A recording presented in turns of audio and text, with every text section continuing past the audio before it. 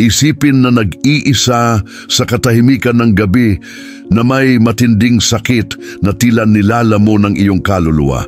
Isang kahungkagan na napakabigat na hindi kayang punan ng yakap ng tao.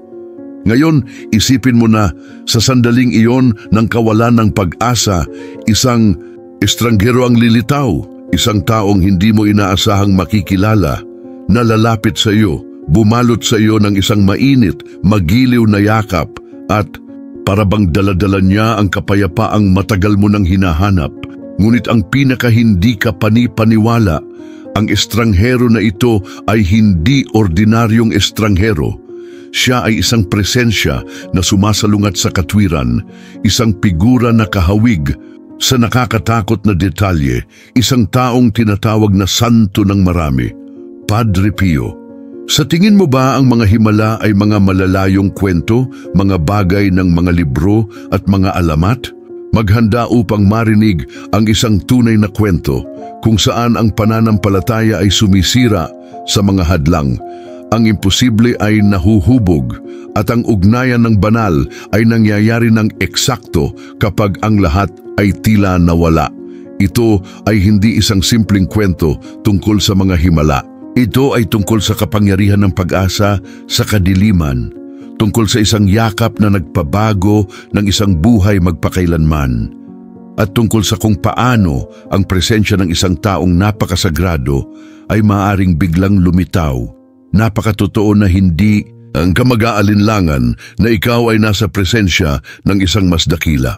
Sa video na ito, malalaman mo ang isang makabagbag damdaming kwento kung saan ang sakit ay nakahanap ng ginhawa at ang kalungkutan ay nauwi sa nakakataba ng puso na yakap. Isang kwentong magpaparamdam sa iyo ng pananampalataya na hindi kailanman bago, buhay, pumipintig at kayang baguhin kahit ang pinakamahirap na sandali, kaya manatili ka sa akin. Dahil ang susunod na maririnig mo ay hindi lamang kwento ng pananampalataya, ito ay patunay na malapit na ang banal na pag-ibig. Laging handang yakapin tayo kapag kailangan natin ito. Sa gitna ng isang maliit na bahay, na ang mga dingding ay naglalaman ng kwento ng isang buhay na nakatuon sa pananampalataya at trabaho, na buhay Donna Elena. Ang kanyang 81 taon ay nakaukit sa kanyang mukha ng mga tudling ng karunungan at katahimikan, at ang kanyang mga mata na dating makulay na asul, ngayon ay nagdadala ng mapurol na liwanag ng panahon, ngunit ang apoy ng kanyang debosyon ay nanatiling nagliliwanag, hindi natitinag. Isang balo na may mga anak na nakakalat sa malalayong lungsod. Nakatagpo ng ginhawa si Donna Elena sa kanyang simpleng gawain, sa kanyang maliit na hardin ng gulay na nagpapabango sa likod bahay, at higit sa lahat, sa kanyang mga panalangin, ang tunay na pundasyon ng kanyang pag-iral. Ang kanyang pananampalataya sa banal ay isang ilog na malalim at tuloy-tuloy na nagpapalusog sa bawat araw ng kanyang buhay. Ang debosyon ni Donna Elena sa Padre Pio Isa, itong sinaunang kwento, hinabi sa panahon. Mula sa mga unang ulat na nakarating sa kanyang mga tainga tungkol sa prayle ni Pietrelcina, sa kanyang stigmata at kanyang kabanalan, naramdaman niya ang isang isahan, halos itinalagang koneksyon. Ang mga salita ni Padre Pio, ang kanyang mga halimbawa ng sakripisyo at siyempre ang mga himala na pinatunayan ng simbahan ay umalingaw-ngaw sa kanyang kaluluwa tulad ng isang makalangit na awit. Ang maliit na imahe ni Padre Pio na nakapatong sa isang tokador sa kanyang sala ang sentro ng kanyang mga gabi. Doon, sa ilalim ng kumikislap na liwanag ng kandila, luluhod siya, ibinubuhos ang kanyang mga panalangin hindi lamang para sa kanyang sarili, kundi para sa kanyang mga anak, para sa kanyang komunidad, para sa lahat ng nagdurusa sa mundo. Si Padre Pio ay hindi lamang isang santo sa isang altar. Siya ay isang mapagkakatiwalaan, isang kaibigan, isang tagapag-alaga na nakinig sa kanyang pinakamatalik na pananabik, Gayunpaman, ang buhay ni Donna Elena ay hindi walang sariling mga hamon. Ang kalungkutan, isang anino na gumagapang sa mahabang gabi at ang lumalalang hina ng kanyang kalusugan na kung minsan ay humahad lang sa kanyang pagdalo sa misa ay mga pasanin na kanyang dinadala sa pagbibitiw ng mga matuwid. Naroon din ang tahimik na takot na sumama sa kanya. Ang kawalan ng katiyakan sa hinaharap, ang tanong kung sino ang mag-aalaga sa kanya habang ang edad ay yumakap sa kanya ng buo. Ang mga pangamba na ito, bagamat hindi kailanman binigkas, ay umaaligid na parang banayad na ambon sa kanyang isipan, isang paalala ng impermanence ng buhay. Sa malayo, sa gitna ng pagmamadali at pagmamadali ng isang lungsod na tumibok sa ritmo ng modernidad, nabuhay Sofia. Isang batang nurse, lumipat siya sa pagitan ng pragmatismo ng agham at isang pananampalataya na bagamat naroroon ay naghahanap pa rin ng ugat. Ang apo ni Donna Elena na si Sofia ay naramdaman ang bigat ng distansya na humadlang sa magkakasamang buhay na pareho nilang inaasam-asam. Hinangaan niya ang hindi natitinag na pananampalataya ng kanyang lola, ngunit ang mga hinihingi ng propesyon at ang mga panggigipit sa pang-araw-araw na buhay kung minsan ay nagtatanong sa kanya sa mismong mga landas ng banal na pakay. Kinatawan ni Sofia ang henerasyong iyon na sa kabila ng pag-uugat sa pananampalataya ay sinubukang itugma ang misteryo sa lohika, ang hindi maipaliwanag sa nakikita.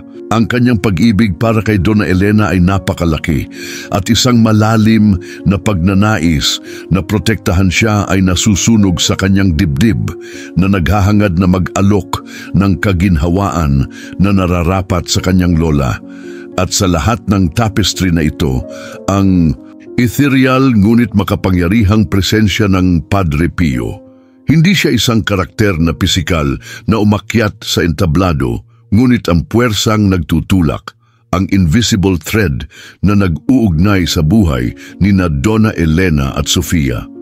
Ang kanyang mga kwento, ang kanyang mga himala, ang kanyang pamamagitan, ay ang backdrop na nagbigay ng kahulugan sa kanilang paglalakbay, isang tahimik na pangako na kahit na sa mga hindi malamang na sitwasyon, ang banal na biyaya ay maaaring magpakita mismo.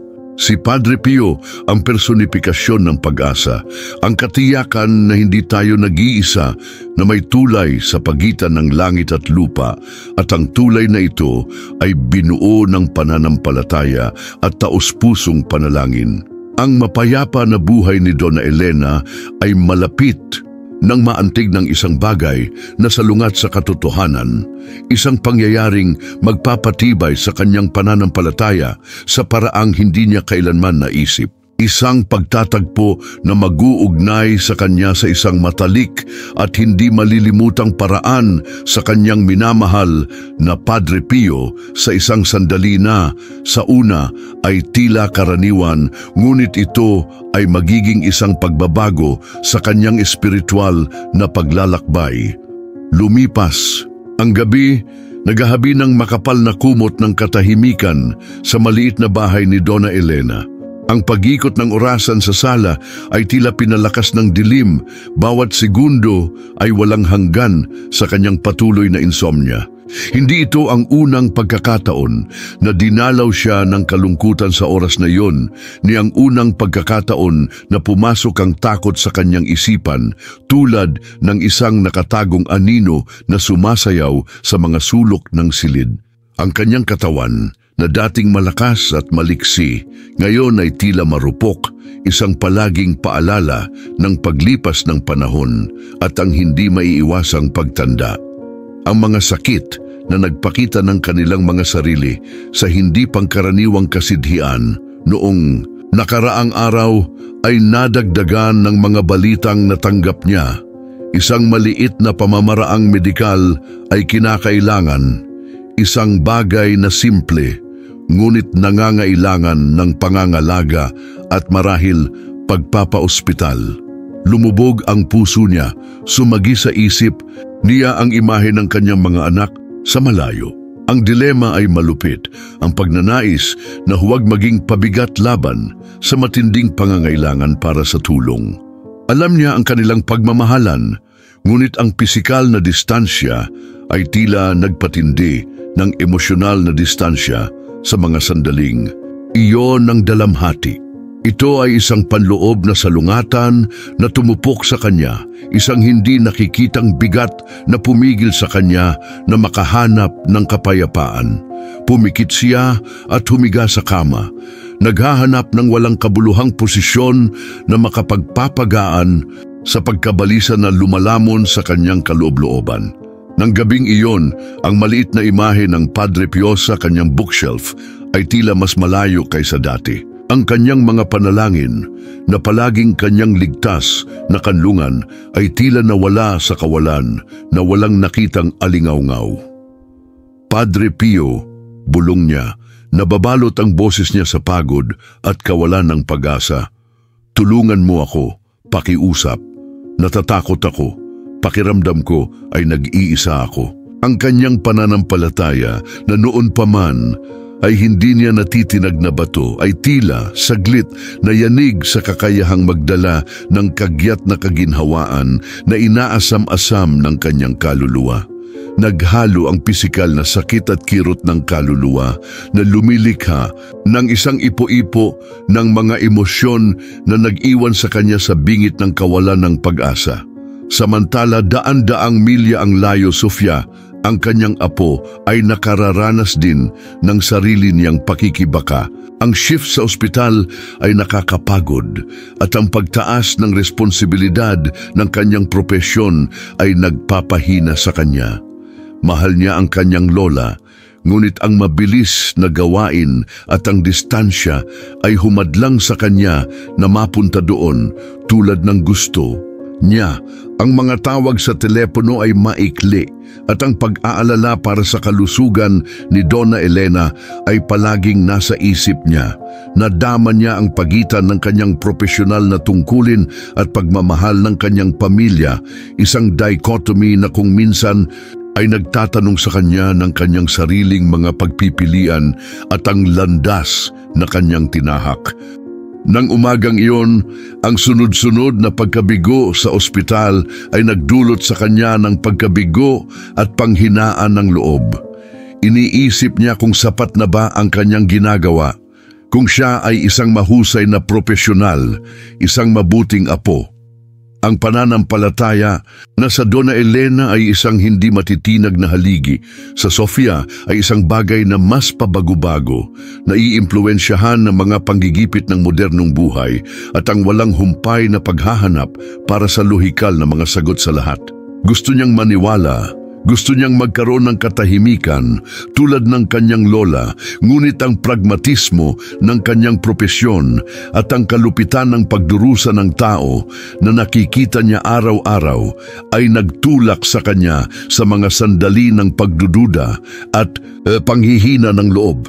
Ang labanan ni Donna Elena ay hindi lamang pisikal, ngunit malalim na espiritual. Ang kahinaan ng kanyang katawan ay naaninag sa kahinaan ng kanyang kaluluwa na nagnanais ng isang tanda para sa kumpirmasyon na hindi siya walang magawa. Ito ay isang gabi ng pagsubok kung saan ang kadiliman ng insomnia at ang bigat ng kalungkutan ay pinagsama upang subukan ang mga limitasyon ng kanyang pananampalataya. Ipinikit niya ang kanyang mga mata. Tahimik na umaagos ang mga luha sa kanyang mukha na may pilat ng panahon, habang ang pag-asa ay parang buhangin sa pagitan ng kanyang mga daliri. Ang pamamagitan ng Padre Pio na labis niyang itinatangi ay ang kanyang huling pag-asa, isang manipis na sinulid na kanyang kinapitan sa gitna ng bangin ng kawalan ng katiyakan. Nanatiling madilim at tahimik ang gabi habang si Donna Elena ay nakipaglaban sa kanyang tahimik na labanan laban sa insomnia at ang pakiramdam ng kawalan ng kakayahan na sumalakay sa kanya. Ang kanyang isip, sa kabila ng mapang-aping pagod, ay walang tigil na nagtatrabaho, muling binibisita ang mga alaala, naghahabi ng mga alalahanin. Isa sa mga subplot na nag-intertwined sa kanyang mga iniisip ay ang pagkabalisa tungkol sa kinabukasan ng kanyang tahanan, ang maliit na santuwaryo na naglalaman ng napakaraming mahahalagang alaala, ngunit ngayon ay tila napakalawak para sa isang kaluluwa. Ang memorya ng kamakailang mga pag-uusap sa kanyang mga anak tungkol sa posibilidad na lumipat sa isang nursing home ay sinalakay siya, isang ideya na nagdulot ng kanyang matinding sakit. Ang bahay ay hindi lamang isang bubong at 4 na dingding. Ito ay isang piraso ng kanyang sariling kasaysayan. Bawat sulok ay umalingaw-ngaw sa kanyang buhay, kanyang pamilya, at ang ideya lamang ng pag-alis ay parang pinunit ang isang bahagi ng kanyang sarili. Ang isa pang komplikadong sumakit sa kanya ay ang pagtaas ng kahirapan sa pagpapanatili ng isang koneksyon sa kanyang mga anak. Ang mga tawag sa telepono ay maikli, kadalasang naaantala ng ingay sa background at pagmamadali ng kanilang pang-araw-araw na mga pangako. Naunawaan niya na mayroon silang sariling mga buhay, kanilang sariling mga pamilya, ngunit ang distansya, parehong pisikal at emosyonal, ay lumikha ng isang vacuum na nagparamdam sa kanya na lalong nakahiwalay. Ang mga salita ay tila nawala sa daan at ang koneksyon na dating napakalakas at mainit ngayon ay tila mahina, halos hindi nakikita. Na-miss niya ang mga yakap, ang pinagsasaluhang tawanan, ang buhay na presensya na minsang pumupuno sa kanyang kaluluwa ng kagalakan. Samantala, daan-daang milya ang layo, Sofia, hinarap din niya ang sarili niyang komplikado. Sa kapaligiran ng ospital, araw-araw niyang hinarap ang sakit, pagdurusa at kahinaan na likas sa buhay ng tao. Ang mga kaso ng mga pasyenteng gumaling sa paraang may hangganan sa mga himala ay naiiba sa iba na namatay sa kanilang sakit sa kabila ng lahat ng pagsisikap at pagsulong sa medisina. Ang dichotomy na ito ay lumikha ng isang pare-parehong problema sa kanyang bata, makatuwirang pag-iisip. Nasaksihan niya ang dinatitinag na pananampalataya ng ilang pasyente na kahit na sa harap ng kamatayan, nakatagpo ng kapanatagan at kapanatagan sa panalangin habang ang iba ay nawalan ng pag-asa. Ang pang-araw-araw na karanasang ito ay nagbunsod sa kanya na tanungin ang likas na katangian ng sakit at paggaling at ang papel ng pananampalataya sa isang mundo na lalong hinahangad ng agham na malutas.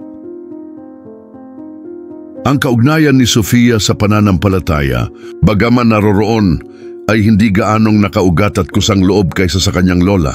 Nagsimba siya dahil sa tradisyon, bilang paggalang sa pinagmulan ng kanyang pamilya, ngunit ang lalim ng debosyon ni Donna Elena na tila nagpapagalaw ng mga bundok sa kanyang mga panalangin ay isang misteryo pa rin sa kanya. Si Sofia ay naghanap ng lohikal na mga sagot para sa lahat at ang ideya ng mga himala at banal na pamamagitan ay isang bagay na pinaghirapan niyang makipagkasundo sa kanyang siyentipikong background at sa kanyang pragmatismo. Ang panloob na salungatan na ito ay nag-iwan sa kanya ng hindi mapakali, napunit sa pagitan ng nasasalat na mundo na kanyang nakita at nahawakan, at ang espiritual na dimensyon na labis na pinahahalagahan ng kanyang lola at kung saan siya ay itila kumukuha ng labis na lakas. Sa katahimikan ng kanyang gabi ng pagsubok, si Donna Elena na walang kamalay-malay sa mga komplikadong kinaharap ni Sofia ay kumapit sa kanyang pananampalataya na may desperadong lakas ng isang nawasak na tao sa kanyang linya ng buhay. Naalala niya ang isang matandang alamat na sinabi ng kanyang ina sa kanyang pagkabata tungkol sa kung paano ang mga banal kahit na pagkatapos ng pisikal na kamatayan ay nanatiling naroroon para sa mga humihiling sa kanila ng may dalisay at tapat na puso. Siya ay lubos na naniniwala na ang Padre Pio sa kanyang walang katapusang pakikiramay ay makikinig sa kanya kahit na ang mundo sa kanyang paligid ay tila walang malasakit at walang pakialam sa kanyang sakit. Ang pagiging komplikado ng kanyang kalungkutan at ang pagiging simple ng kanyang pananampalataya ay magkakaugnay na lumikha ng isang senaryo kung saan ang himala, bagaman hindi malamang sa mga mata ng katwiran, ay tila ang tanging at pinakamalalim na paraan. Ang mga subplot at komplikadong ito na nagpakita ng kanilang mga sarili sa buhay ni Donna Elena at Sofia ay parang mga ugat na pumasok sa pangunahing salaysay na nagdaragdag ng lalim, nuance at mayamang texture sa kanilang mga paglalakbay. Inihayag nila ang likas na kahinaan ng kalagayan ng tao, ang walang humpay na paghahanap ng kahulugan sa isang masalimuot na mundo, at ang paraan kung saan ang pananampalataya sa marami at kakaibang mga pagpapakita nito ay maaaring maging isang ligtas na kanlungan sa gitna ng unos ng pag-iral. Ang gabi ay mahaba pa at ang kapalaran ay malapit ng maghabi ng isang pagtatagpo na magpakailanman na magbabago sa pag-unawa ni Donna Elena sa presensya ng banal at ang hindi malulutas na koneksyon sa kanyang minamahal, Padre Pio. Ang orasan sa dingding ay dahan-dahang pumitik, bawat pintig ay nagmamarka ng hindi maiiwasang pag-usad ng mga oras sa dilim ng madaling araw. Si Donna Elena, pagod na pagod sa labanan laban sa insomnia at ang dalamhati na kumakain sa kanyang kaluluwa, sa wakas ay naramdaman na bumigat ang kanyang mga mata. Isang mahinang tulog, halos isang torpor, sa wakas ay hinawakan siya. Ito ay hindi isang malalim na pagtulog, ang uri na nagdudulot ng kumpletong kapahingahan, ngunit isang liminal na estado sa pagitan ng paggising at pagkakatulog, kung saan ang mga tabas ng katotohanan ay tila naglaho at ang tabing sa pagitan ng material at espiritual na mga mundo ay naging manipis. Sa malapanaginip na limbo na iyon, nagsimula ang isang pambihirang bagay. Bigla siyang nakaramdam ng presensya. Ito ay hindi ang mabigat na presensya ng takot o ang lamig ng kalungkutan, ngunit isang bagay na malambot, umaaliw, tulad ng init ng sinag ng sikat ng araw na tumatagos sa isang malamig na araw ng taglamig. Ang kanyang mga mata, bagamat nakapikit pa, ay tila nakakakita ng mahinang liwanag, isang mainit na liwanag na nagmumula sa sulok ng kanyang silid.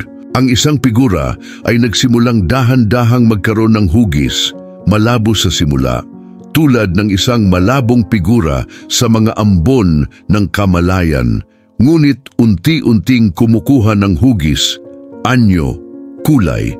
Ito ay isang lalaki. Ang kanyang presensya ay nagliliwanag ng malalim na katahimikan, isang kabaitan na tila nagmumula sa bawat himaymay ng kanyang pagkatao. Nagsuot siya ng isang maitim, simple at katamtamang gawi, at ang kanyang mga kamay na napansin ni Donna Elena na may kakaibang paggalang ay minarkahan ng isang bagay na tila bukas na mga sugat, ngunit kung saan, paradoxically, ay hindi naging sanhi ng pagtanggi, bagkus ay isang malalim na pakiramdam ng kabanalan. Maamo ang mukha ng lalaki, malalim at walang habag ang mga mata nito, at sa mga labi nito sumilay ang halos hindi mahahalata ng ngiti. Walang bakas ng takot kay Donna Elena, tanging pakiramdam ng labis na kapayapaan, na para bang ang lahat ng bigat na pumipighati sa kanya ay dahan-dahang inalis sa kanyang mga balikat na naglaho sa hangin. Dahan-dahang lumapit sa kama ang lalaki, hindi naririnig ang mga yabag na parabang lumulutang sa itaas ng sahig. Si Donna Elena, hindi kumikibo, ay pinagmamasdan ang bawat galaw ng may kalinawan na lampas sa ordinaryong pangitain, isang pangunawa na tila umaantig sa kaluluwa. At pagkatapos, iniabot niya ang kanyang mga braso. Walang mga salita, walang naririnig na mga pangako, tanging ang tahimik na paanyaya para sa isang yakap. Si Doña Elena, sa kaunting lakas na natitira sa kanya, ay bahagyang bumangon sa higaan na parang tinutulak ng mas malaking puwersa at niyakap siya nito. Isa itong yakap na lumampas sa pisikal. Ito ay hindi lamang dampi ng isang katawan, kundi ang pagsasanib ng mga kaluluwa, isang karanasang pumuno kay Donna Elena ng init na kumalat sa bawat selda ng kanyang pagkatao tulad ng isang makalangit na hamog. Ang bango na nagmula sa kanya ay hindi mapag-aalinlangan. Mga rosas at insenso, isang amoy na agad niyang iniugnay sa kabanalan, kadalisayan at banal na presensya. Sa yakap na iyon, nadama niya ang lubos na suporta, protektado at pagmamahal sa paraang hindi pa niya nararanasan. Ang kalungkutan na nagpahirap sa kanya ay naglaho na parang ambon sa araw. Ang takot ay naglaho sa hangin at ang sakit, kapwa, pisikal at emosyonal ay naglaho lamang na parang hindi kailanman umiral. Sa sandaling iyon, habang siya ay nakalubog sa yakap na iyon ng magaan at walang kondisyong pag-ibig, si Donna Elena ay may katiyakan na nanginginig sa kanyang kaluluwa. Kasing totoo ng buhay mismo, ang lalaking yumakap sa kanya ay ang Padre Pio. Walang duda, walang posibleng tanong. Siya iyon, ang kanyang banal na tagapamagitan na dumating sa kanya hindi sa isang panaginip, ngunit sa isang katotohanan na tila mas maliwanag at totoo kaysa sa paggising sa buhay mismo. Ang mga marka sa kanyang mga kamay, ang katahimikan ng kanyang mukha, ang kapayapaan na kanyang naaninag mula sa kanyang kakanyahan, lahat ay nagpapatunay sa pagkakakilanlan ng figurang iyon. Ito ay isang himala na nagpakita ng sarili sa kanyang sariling tahanan, sa katahimikan ng kanyang pinakamadilim na bukang liwayway. Ang yakap ay tumagal na tila walang hanggan at nang humiwalay ang lalaki, ang silid ay tila mas maliwanag, naliligo sa isang malambot, makalangit na liwanag. Hindi siya umimik, ngunit ang kanyang mga mata ay naghatid ng mensahe ng walang pasubaling pagmamahal, paghihikayat at kapayapaan na alam ni Doña Elena na mananatili sa kanya magpakailanman. Naglaho siya ng malumanay gaya ng kanyang pagdating, naiwan lamang ang liwanag sa kanyang silid at ang hindi masisirang pakiramdam ng naantig, pinagpala at pinagaling ng banal na biyaya. Nang ganap na magising si Donna Elena, ang una niyang napansin ay ang kabuuang kawalan ng sakit. Nawala ang kanyang pagod, napalitan ng panibagong enerhiya, isang pakiramdam ng kagaanan at isang kagalingang hindi niya naramdaman sa mahabang panahon. Ngunit ang pinakakapansin-pansin ay ang kapayapaang bumaha sa kanyang kaluluwa. Ito ay isang kapayapaan na lumampas sa kawalan ng salungatan. Ito ay isang malalim na kapayapaan tulad ng isang mahinahon at tahimik na ilog na dumadaloy sa loob niya. Dumating na ang turning point. Ang pagbisita ng Padre Pio ito ay hindi isang panaginip, ngunit isang realidad na magpapabago sa kanyang buhay, na muling nagpapasiklab sa apoy ng pananampalataya na may di natitinag na lakas at nagpapatunay na kahit nasa pinakamadilim na gabi, ang liwanag ng banal na proteksyon ay hindi tayo iniiwan. Sa madaling araw, ang bahay ni Doña Elena ay nagbago. Walang alikabok sa mga sulok, walang maliwanag na kaguluhan, ngunit ang kapaligiran na pumupuno dito ay naiiba na sinisingil ng isang liwanag at isang banayad na liwanag na tila nagmumula sa mga dingding mismo, ang mga kasangkapan, ang hangin. Bumangon si Doña Elena sa kama at ang una niyang naramdaman ay ang ganap na kawalan ng sakit. Hindi lamang ang pisikal na sakit na nagpahirap sa kanya nung nakaraang gabi, kundi pati na rin ang dalamhati at takot na bumabalot sa kanyang puso. Gumalaw siya ng may liksi at gaan na hindi niya naramdaman sa loob ng maraming taon, na para bang mahimalang nabuhayan ng kanyang katawan sa lakas ng makalangit na yakap na iyon. Ang unang aksyon ni Donna Elena ay pumunta sa imahe ng Padre Pio sa sala niya. Ang kandilang sinindihan niya noong nakaraang gabi ay ganap na nasunog, ngunit isang halos ethereal na liwanag ang tila bumalot sa imahe na ginagawa itong mas matingkad at naroroon. Kinuha ni Doña Elena ang maliit na eskultura at niyakap ito. Nang nag-uumapaw na pagmamahal, tahimik na umaagos ang mga luha sa kanyang mukha. Ngunit sa pagkakataong ito ay luha ng malalim na pasasalamat at hindi matitinag na kagalakan. Alam niya sa bawat himaymay ng kanyang pagkatao na hindi ito isang panaginip o isang maling akala. Ito ang katotohanan, ang tunay at nakikitang pagpapakita ng pamamagitan ni Padre Pio sa kanyang buhay.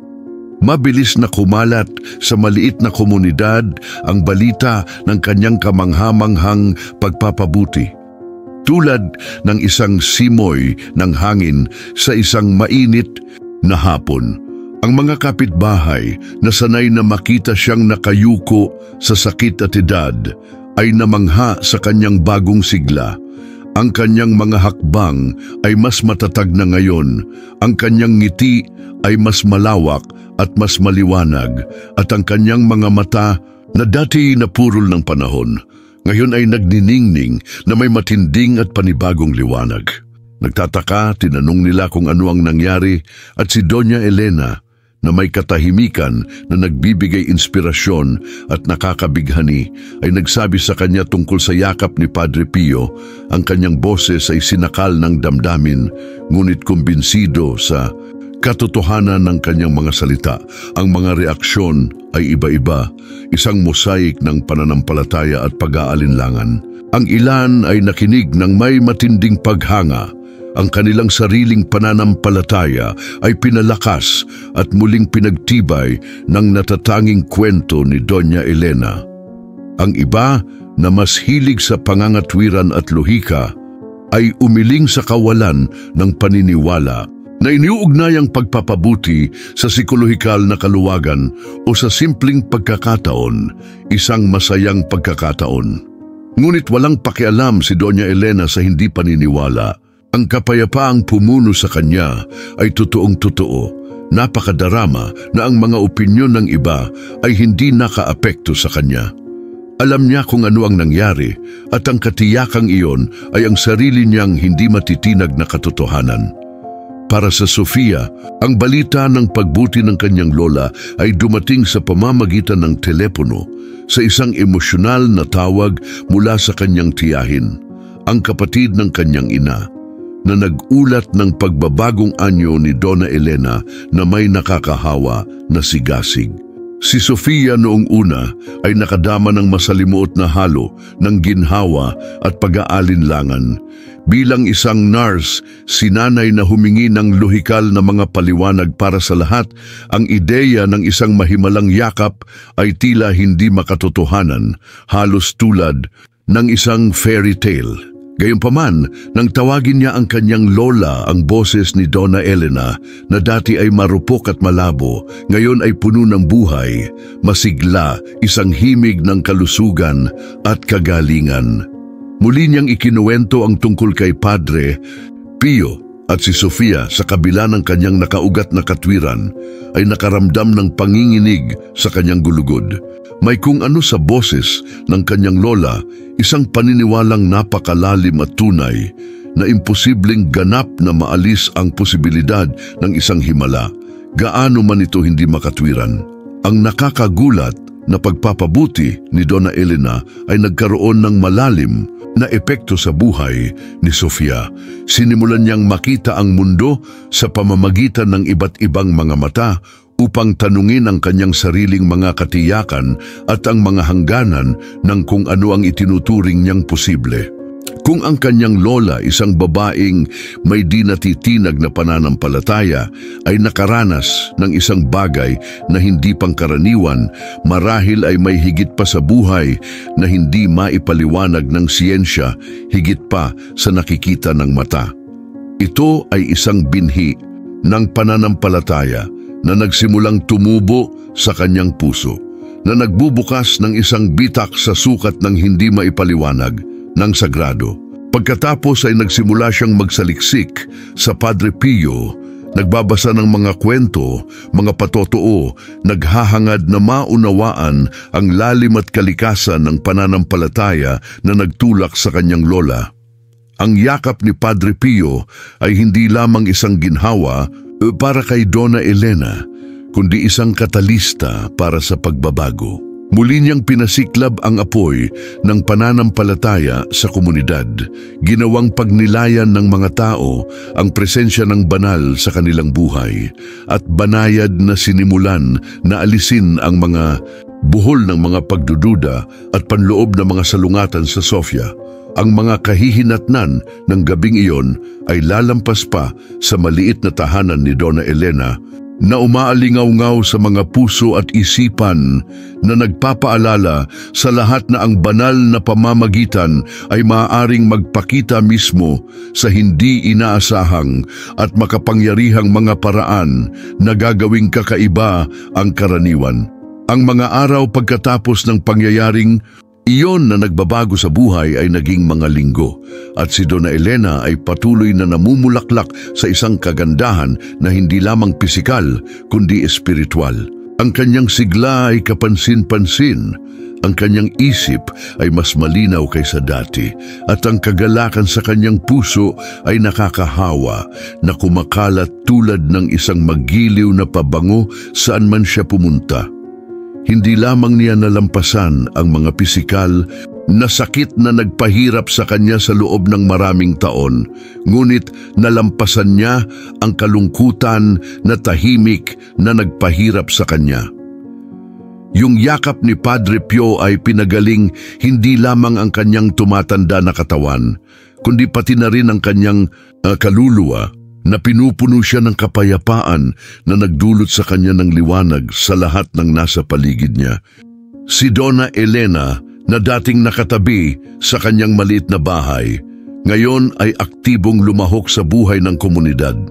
Bumalik siya sa misa na may matatag na hakbang at may maningning na ngiti sa kanyang mukha, at ang kanyang mga panalangin na minsang ibinubulong sa katahimikan ng kanyang silid, ngayon ay itinaas ng may panibagong lakas at malalim na pananalig sa simbahan.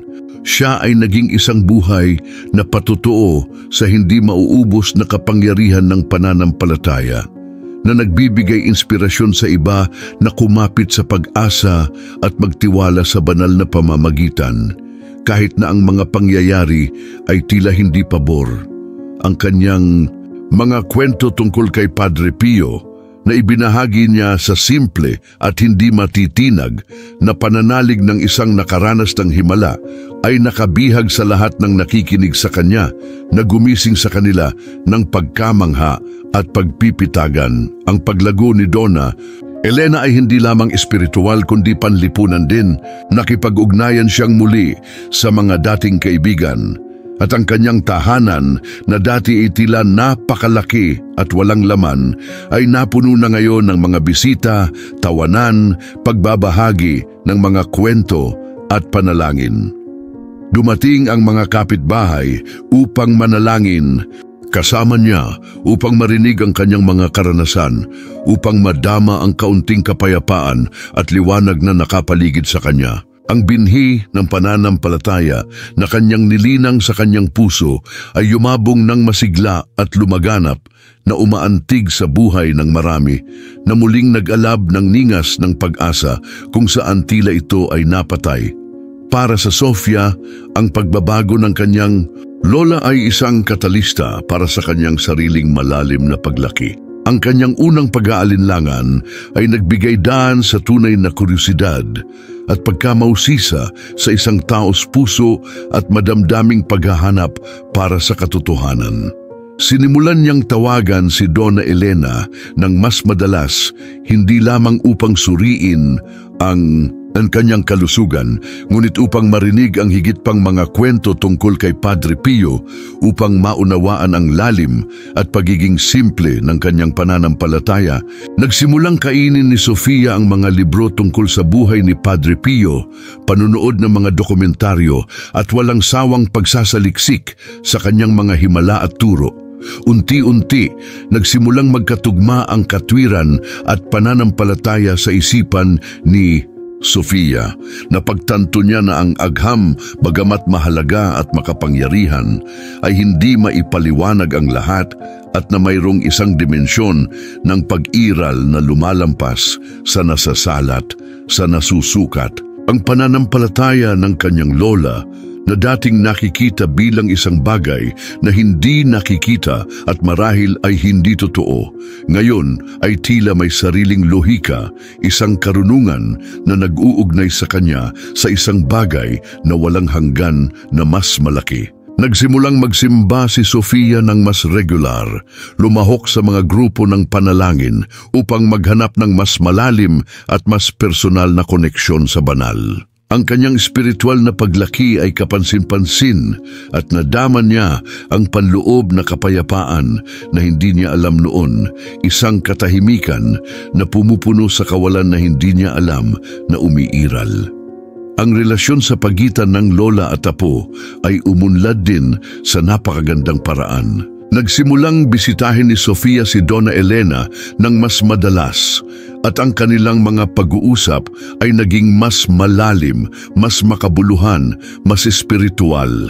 Ibinahagi ni Donna Elena ang kanyang karunungan, ang kanyang mga karanasan sa pananampalataya, ang kanyang mga intuisyon, at si Sofia naman ay nagbahagi ng kanyang mga pagdududa, kanyang mga natuklasan, kanyang mga pagninilay. Ito ay isang nagpapayamang palitan na hindi lamang nagpatibay sa mga ugnayan ng pamilya, ngunit nagpalusog din sa mga kaluluwa ng dalawa sa isang napakahalagang paraan. Ang pagtagumpayan ni Donna Elena at ang paglaki ni Sofia ay buhay at hindi maikakaila na patunay na ang banal na pamamagitan ay maaaring magpakita mismo sa mga paraan na higit pa sa pisikal na pagpapagaling. Maaari nitong pagalingin ang kaluluwa, punan ang kawalan, palakasin ang pananampalataya at baguhin ang mga buhay nang hindi maibabalik. Ang yakap ng Padre Pio ito ay hindi lamang isang nakahiwalay na kaganapan sa buhay ng isang matandang babae, ngunit ang simula ng isang paglalakbay ng pagpapanibago, pagkatuto at isang mas malalim na koneksyon sa sagrado na magpapalawak at umalingaw-ngaw sa mga henerasyon. Ang paghahanda para sa kasukdulan ay kumpleto na. Ang pananampalataya ni Donna Elena ay nasubok at nakumpirma sa isang maluwalhating paraan at ang binhi ng pananampalataya ay sumibol at namulaklak sa puso ni Sofia na inihanda sila para sa isang mas pambihirang sandali na maghahayag ng lawak at lalim ng banal na pamamagitan. Ang kapayapaang namuo sa bahay ni Donna Elena pagkatapos ng pagbabagong yakap na yon ay parang isang malagong hardin kung saan ang bawat bagong bukang liwayway ay naghahatid ng bulaklak ng saya at halimuyak ng pasasalamat. Ang kanyang kwento, ang matingkad na salaysay ng yakap ni Padre Pio, ay naging isang bulong ng pag-asa sa komunidad, isang buhay at nakakaganyak na patotoo na ang banal ay nagpapakita ng sarili sa kung saan hindi inaasahan at sa mga paraan na hindi makukulong ng dahilan. Ang mga pagbisita ay tumindi at si Donna Elena kasama ang kanyang aura ng katahimikan at karunungan ay naging isang uri ng spiritual na tagapayo para sa marami na ibinahagi hindi lamang ang kanyang personal na karanasan kundi pati na rin ang kanyang hindi natitinag na pananampalataya na nagpalipat ng mga bundok. Gayunpaman, sa gitna ng kapaligirang ito ng pagpapala at pagpapanibago, isang bagong hamon ang nagsimulang lumitaw, banayad sa simula, ngunit may potensyal na subukan ang panibagong pananampalataya ni Donna Elena at ang umuusbong na pananampalataya ng kanyang apo. Ang kanyang anak na babae, ang ina ni Sofia na nakatira sa ibang lungsod, ay nagpasya na bisitahin siya. Ang anak na babae, Kahit na mahal niya ang kanyang ina at may napakalaking pagmamahal sa kanya, ay isang mas pragmatikong babae, hindi gaanong hilig sa malalim na espiritual na paniniwala at misteryo ng pananampalataya na bumalot sa buhay ni Donna Elena. Narinig niya ang kwento ng pagyakap ni Padre Pio na may masalimuot na pinaghalong pagmamalasakit sa anak at siyentipikong pag-aalinlangan na iniuugnay ang pagpapabuti ng kanyang ina sa isang psikolohikal na magandang sandali, sa isang epekto ng placebo at hindi sa isang tunay na himala. Ang kanyang pagbisita sa Makatuwid ay may dalawang layunin: upang makita muli ang kanyang pinakamamahal na ina at sa isang paraan upang suriin ang kanyang kalusugan, upang malaman kung ang kwento ay hindi bunga ng isang may edad na marahil ay nakakaakit ng isip o kahit isang ilusyon.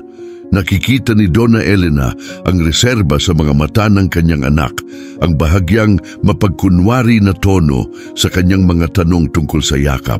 Walang bukas na pagpuna, walang tahasang paghatol, ngunit isang banayad na kawalan ng tiwala na nagpalungkot sa kanya.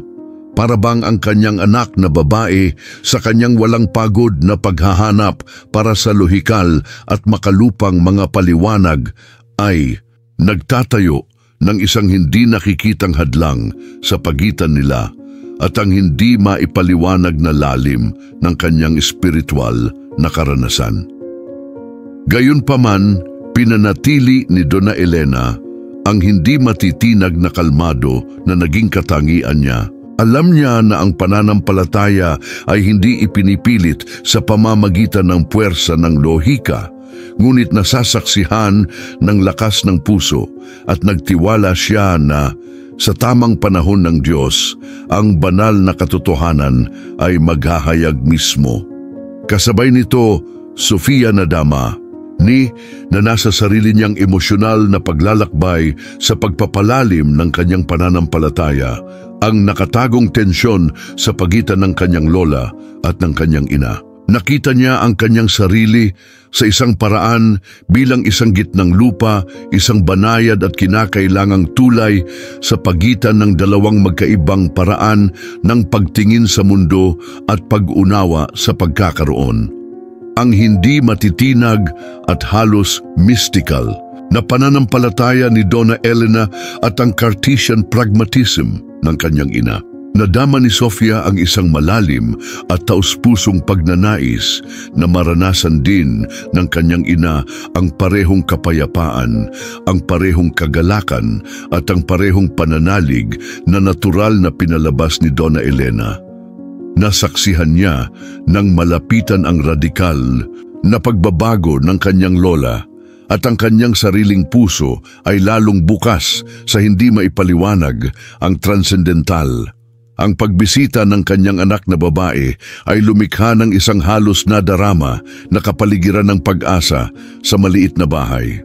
Donna Elena na may naipon na karunungan ng mga taon at lalim ng kanyang pananampalataya, natanto na ang pagpupulong na ito ay hindi lamang isang muling pagsasama-sama ng pamilya, ngunit may mas malaking layunin, isang banal na disenyo. Ito ay isang pagsubok, oo, ngunit isang natatanging pagkakataon din para sa pagpapakita ng banal na biyaya sa isang mas malalim na antas, hindi lamang para sa kanyang sariling pananampalataya, ngunit para sa pananampalataya ng kanyang anak na babae at para sa pagpapatatag at pamumulaklak ng pananampalataya ni Sofia. Walang humpay siyang nanalangin Padre Pio, hindi humihingi ng higit pang mga himala para sa kanyang sarili, dahil natanggap na niya ang pinakadakilang mga grasya, ngunit humihingi ng isang tanda, isang malinaw na liwanag na maaaring makaantig sa puso ng kanyang anak na babae at mapawi ang anumang bakas ng pagdududa na nagbubukas nito sa sukat ng sagrado. Ang banayad na pagigting na ito, ang pag-asam na ito ng isang pagpupulong hindi lamang ng mga tao kundi ng mga puso at isipan, ay nagtakda ng walang kamali-mali para sa kasukdulan ng kwento. Ang pisikal na pagpapagaling at espiritual na pag-renew ni Donna Elena ay naging isang personal at matalik na himala.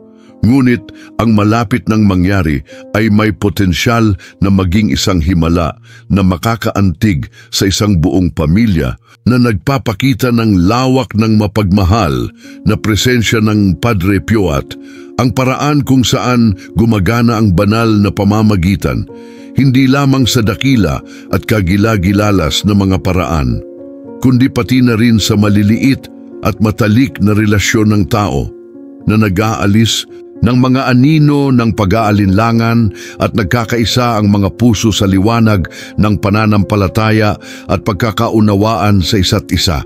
Ang hapon ay umunat, naghahabi ng mahaba, malambot na mga anino sa hardin ni Donna Elena, isang tanawin ng maliwanag na katahimikan na kaibahan sa tahimik na pag-asa sa hangin. Dumating ang kanyang anak noong nakaraang umaga at lumipas ang mga araw sa masayang pag-uusap, puno ng pagmamahal sa anak, ngunit laging may nakatakip na katahimikan, isang maingat na sayaw sa paligid ng pinakamalalim at pinakatranscendental na karanasan ni Donna Elena. Pinagmasdan ng mabuti ng anak na babae ang kanyang ina, hinahanap sa kanyang mga kilos at salita ang mga senyales ng kahinaan o isang bagay na makapagbibigay katwiran sa kanyang kwento.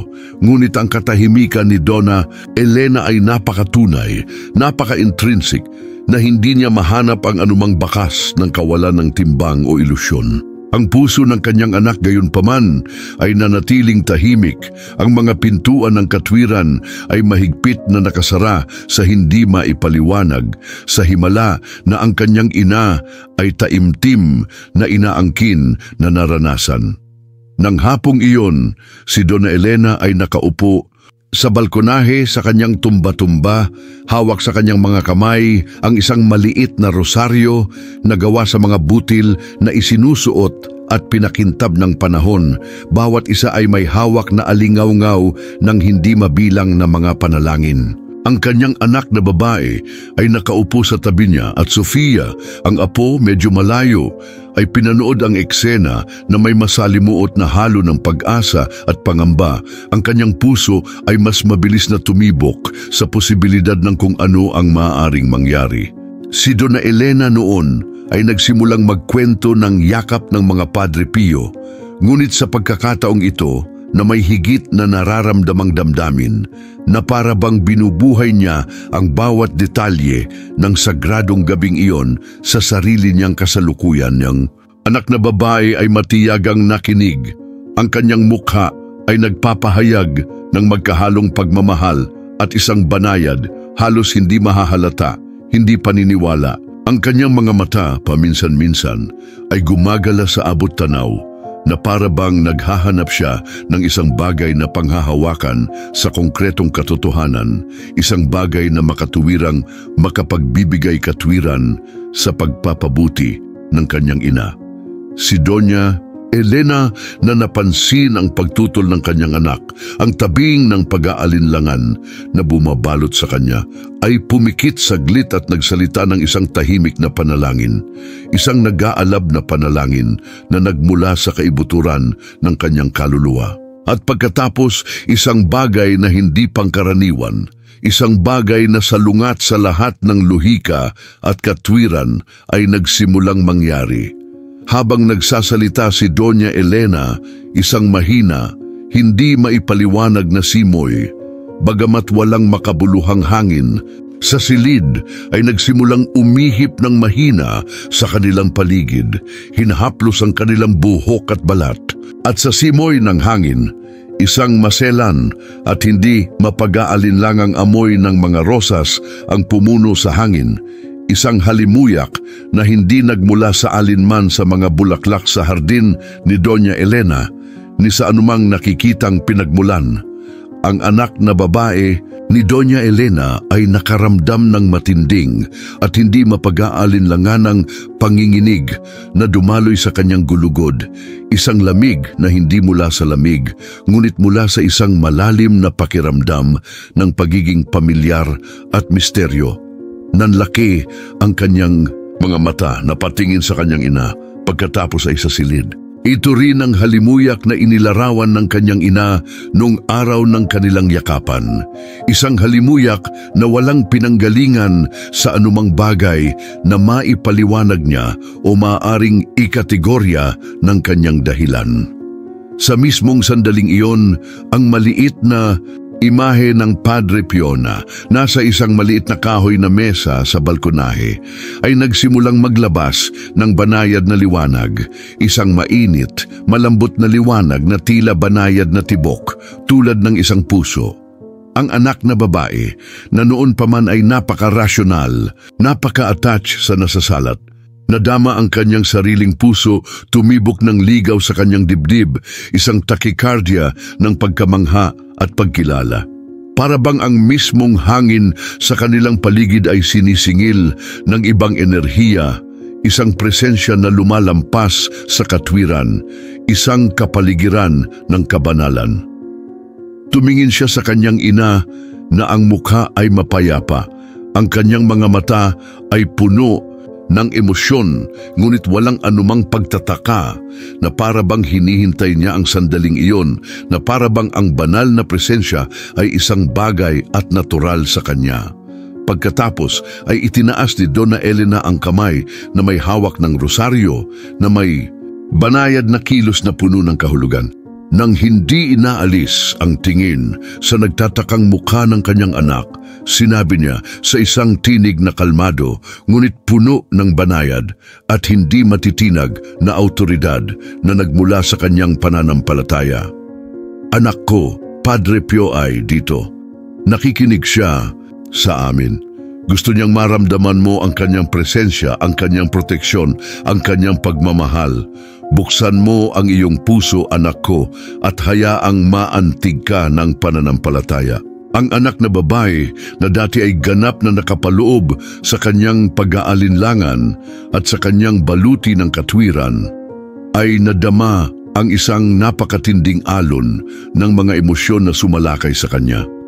Para bang isang di nakikitang hadlang na binuo ng mga tao ng pragmatismo ay nabasag sa kanyang dibdib, gumuho sa alikabok. Ang mga luha ay nagsimulang tumulo nang hindi mapigilan sa kanyang mukha. Hindi ang mga luha ng kalungkutan o sakit, ngunit ng malalim na kaginhawahan ng isang pagkilala na nagmula sa kaluluwa, ng isang pagsuko sa katotohanan. Naramdaman niya ang kapayapaang hindi pa niya naranasan, init na yumakap sa kanya at bumalot sa kanya ng buo. Ito ay ang parehong pakiramdam, ang parehong karanasan na ang kanyang ina ay inilarawan na may tulad na pananalig. Muli siyang tumingin sa imahe ng Padre Pio at ang liwanag ay tila tumindi, na tila ang imahe mismo ay nagpapatunay sa mapagmahal at mahimalang presensya ng isa na ang anak na babae ay taimtim na nagdududa. Sofia, habang pinapanood ang eksena mula sa malayo, naramdaman din ang hindi maipaliwanag na simoy ng hangin at ang parehong makalangit na amoy ng mga rosas. Ang kanyang mga mata ay puno ng luha, ng saya at pasasalamat. Ito ay ang visual at sensorial na kumpirmasyon ng lahat ng sinabi sa kanya ng kanyang lola, ang hindi maikakaila na pagpapatunay ng kanyang nasimulan na paglalakbay ng pananampalataya. Ang sandaling iyon na puno ng mga palatandaan na sumasalungat sa lahat ng luhika at agham ay ang ganap na kasukdulan ng kwento. Ang punto kung saan ang pananampalataya ay nagpakita ng sarili sa isang kapansin-pansin at hindi maikakaila na paraan na imposibleng tanggihan. Ang anak na babae ni Donna Elena na dati ay nag-aalinlangan at makatuwiran ay nakaranas na ngayon ng biyaya sa paraang magpakailanman na magbabago sa kanyang pangunawa, sa banal at sa koneksyon sa kanyang pamilya, isang yakap na lumampas sa pisikal at pinalawak hanggang sa kaharian ng espiritu na pinag-iisa sila sa isang panibagong pananampalataya. Ang katahimikan na sumunod sa sandaling iyon ng paghahayag sa balkonahe ni Donna Elena ay hindi isang walang laman na katahimikan, ngunit isang katahimikan na puno ng kahulugan na may malalim na kapayapaan na bumalot sa tatlong babae sa isang hindi nakikitang yakap. Ang anak na babae ni Donna Elena, ang kanyang mga mata ay napupuno pa rin ng mga luha mula sa isang bagong tuklas na damdamin. Niyakap ang kanyang ina nang may tindi na nagpahayag ng panibagong pagmamahal, isang pag-unawa na sa wakas ay nalampasan ang mga hadlang ng katwiran at pag-aalinlangan. Ang mga luhang umaagos sa kanyang mukha ay pasasalamat. Labis na kaginhawaan ng sa wakas ay naramdaman ang presensya at pagmamahal ng isang taong lubos na iginagalang at binanggit ng kanyang ina. Ang pag-aalinlangan na dati ay isang hindi malalampasan na baluti ay nawalang bisa na nagpapakita ng isang pusong bukas sa biyaya at misteryo. Sofia, nakaramdam naman ng matinding kagalakan sa kanyang puso, kagalakang nag-uumapaw. Ang pananampalataya na kanyang nililinang sa kanyang sarili, kasama ang kanyang mga pagdududa at mga tanong, ay napatunayan sa napakalakas at di malilimutang paraan na pinawi nito ang anumang bakas ng kawalan ng katiyakan. Hindi lamang siya naniwala, ngunit ngayon ay naramdaman niya ang presensya ng banal sa mas malalim, mas nakikita, mas totoong paraan kaysa sa naisip niya. Ang sandaling iyon sa balkonahe ay nagpatibay sa kanyang paglalakbay ng pananampalataya na binago ito mula sa isang paghahanap tungo sa isang hindi matitinag na katiyakan, isang kaalaman na nagmula sa kaluluwa.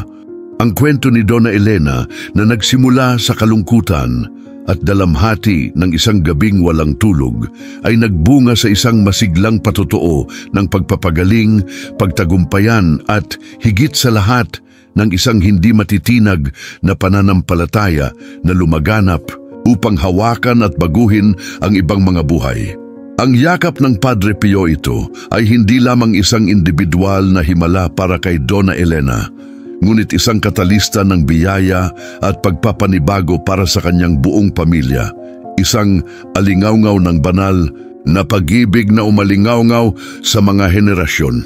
Ibinunyag nito na ang banal na proteksyon ay hindi isang malayong abstraction, isang teolohikong konsepto, ngunit isang buhay, aktibong puwersa na nagpapakita ng sarili sa mahiwaga at makapangyarihang mga paraan, kadalasan sa pinakamahalaga at mahinang sandali ng ating buhay.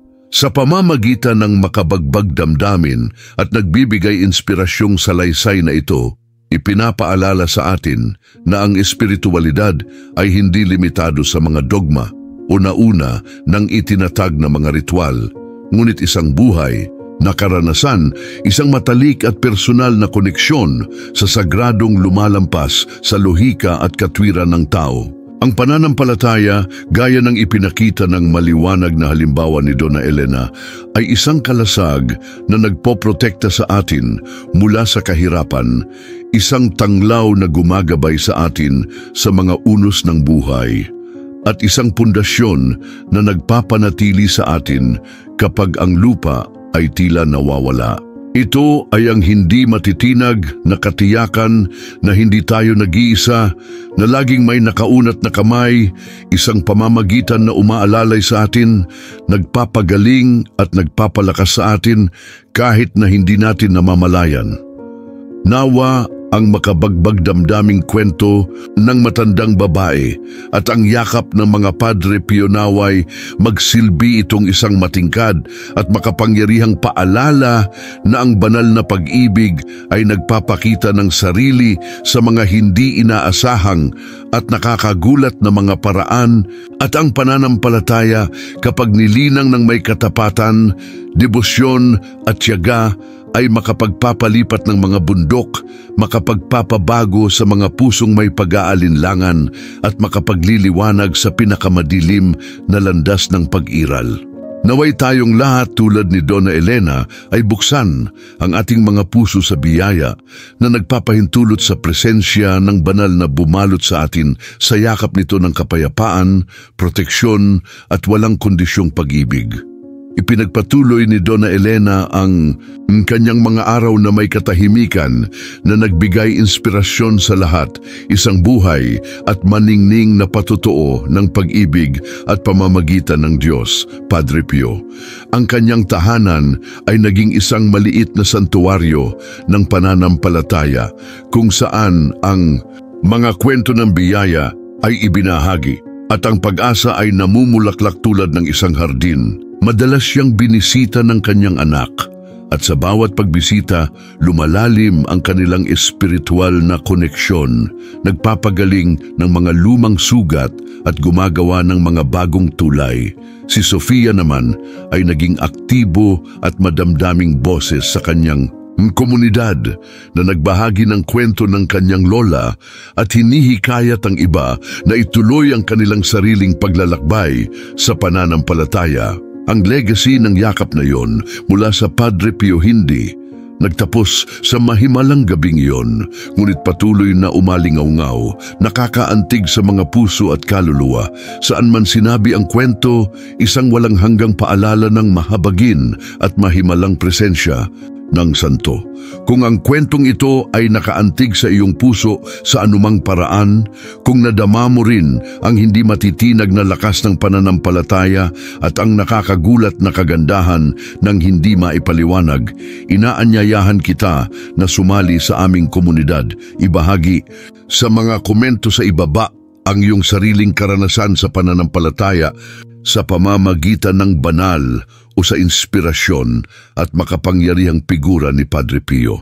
Nais naming marinig ang iyong patotoo upang sama-samang buuin ang espasyong ito ng liwanag, pagbabahagi at pag-asa na lalong lumalakas sa bawat kwento. Mag-subscribe sa aming channel kaya hindi mo makaligtaan ang alinman sa aming mga hinaharap na video kung saan patuloy naming ginagalugad ang mga kamangha-manghang pananampalataya at ang malalim na kayamanan ng spiritualidad ng Katoliko. I-on ang notification bell upang maging unang makakaalam sa tuwing may ilalabas na bagong content at tulad ng video na ito kung ginawa nitong manginig ang iyong kaluluwa sa emosyon at inspirasyon. Ang inyong pakikilahok at suporta ay mahalaga para sa mensaheng ito ng pananampalataya at pagmamahal na maabot ang higit pang mga pusong uhaw sa pag-asa.